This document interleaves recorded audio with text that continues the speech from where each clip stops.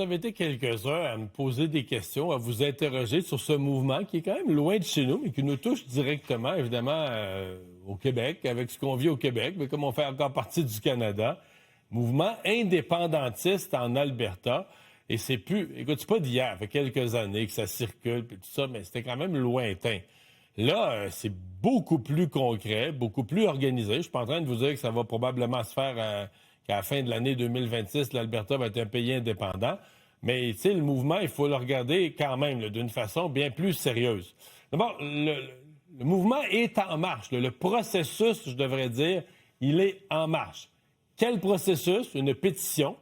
Ça, ce sont les lois de l'Alberta, des lois très démocratiques, les mouvements très populaires de dire, s'il y a assez de citoyens qui demandent un référendum, ils signent une pétition. Vous avez ça dans un certain nombre d'États américains. Ils signent une pétition, puis s'ils sont assez nombreux, le gouvernement est obligé de faire le référendum, d'aller consulter la population sur le sujet. Donc, la pétition demandant un référendum sur l'indépendance de l'Alberta, elle est là, elle est en train d'être signée. Et je vous en parlerai pas si dans les nouvelles, là-bas, on nous disait, regarde, il n'y a personne qui signe.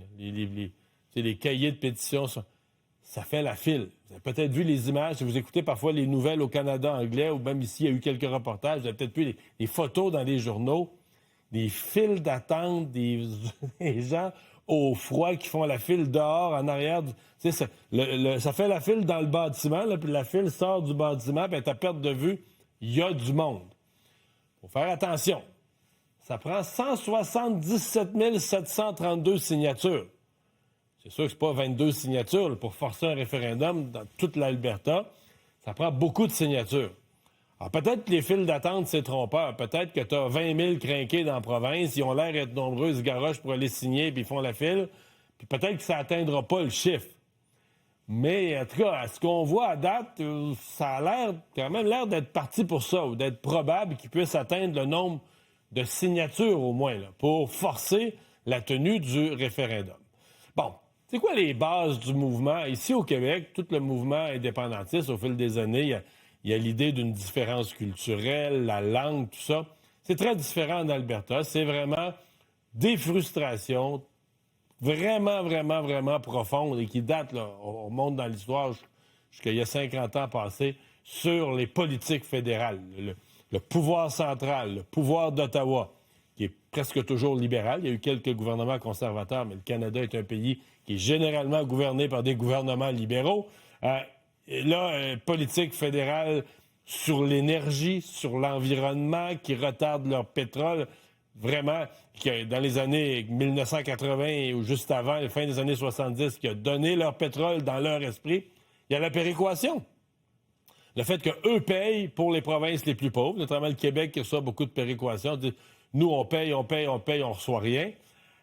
Et depuis la dernière élection, depuis l'élection de M. Carney, il reste que c'est un 4e gouvernement libéral. Justin Trudeau, il était tellement pas aimé en Alberta.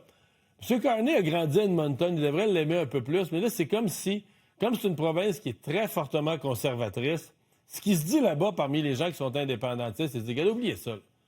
Le Canada est toujours gouverné par des libéraux. Tout le temps.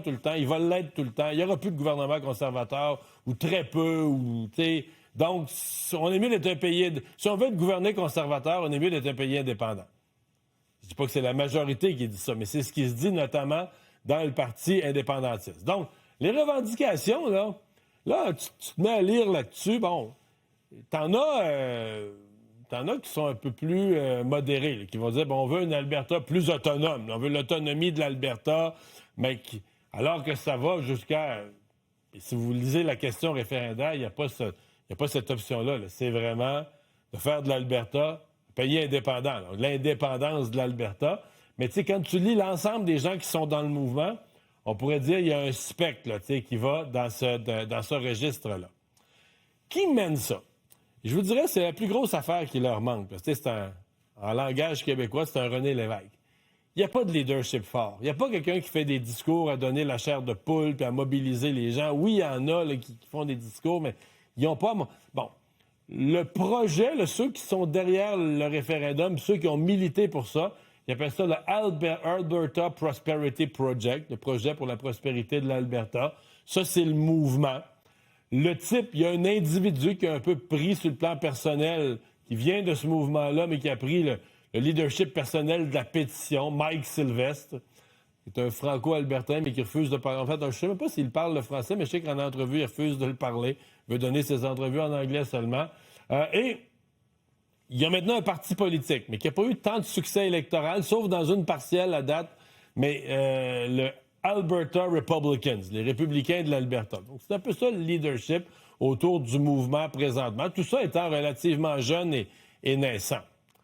Question que vous pouvez vous poser, bien, la première ministre, Danielle Smith, là, qui est souvent un peu à part au Canada, comment elle gère ce mouvement-là?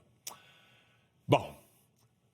Officiellement, position officielle de Mme Smith, elle est pour une Alberta autonome, mais dans le Canada. C'est pas... Donc, elle ne supporte pas ce mouvement-là. Mais les gens vous diront, elle a un petit peu collaboré avec eux. Elle a changé les lois pour... Tu sais, là, ce que je vous expliquais tantôt pour faire un référendum, les signatures, elle a facilité. Donc, elle a quand même... Il y a beaucoup des gens qui vont signer la pétition et qui sont pour l'indépendance de l'Alberta, mais qui, en attendant, ont voté pour elle. Donc, elle a tout fait pour pas trop se les mettre à dos, là, parce que c'est des conservateurs forts de l'Alberta. Elle est chef du Parti conservateur. Donc, elle n'est pas pour leur option, mais elle ne se les a pas mis à dos, puis elle aurait peut-être fait des petites passes sur la palette. C'est la meilleure façon que je puisse vous résumer ça. Bon. Là, ajoutez une couche de complication sur l'affaire. Qu'en pense Donald Trump? Vous pouvez me dire, c'est pas de ses affaires. Il y a plusieurs voix qui disent que M. Trump suit ça. Les gens autour de lui.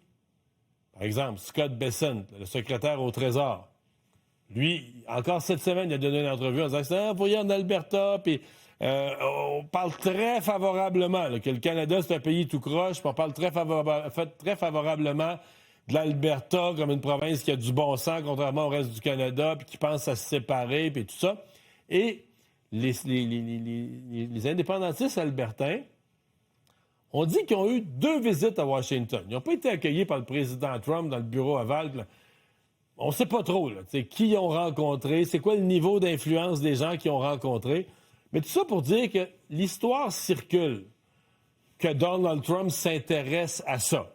Et là, les mauvaises langues vont dire, si Trump veut affaiblir le Canada, une province qui se sépare, bon. T'sais. Fait que ça, c'est dans le décor de l'histoire. Je complète la présentation avec un sondage où on est toujours curieux de dire, la population en pense quoi. Il y a eu un sondage dans le mois de janvier, donc quand même très récent. Et à la question dure, la question claire, là, est-ce que vous voulez l'Alberta un pays indépendant? Quand même 29 des Albertains qui ont répondu oui à cette question-là. Il reste une nette majorité qui ont répondu non à la question. Puis il y a 5 qui n'ont pas d'idée. 67 ont répondu non. Mais quand même, je veux dire, à la même question au Québec, vous auriez quelque chose entre 30 et 33, là. Donc, c'est pas très, très, très, très loin quand même. Donc, ça vous donne une idée là, que c'est un mouvement qui, aujourd'hui, est à prendre au sérieux.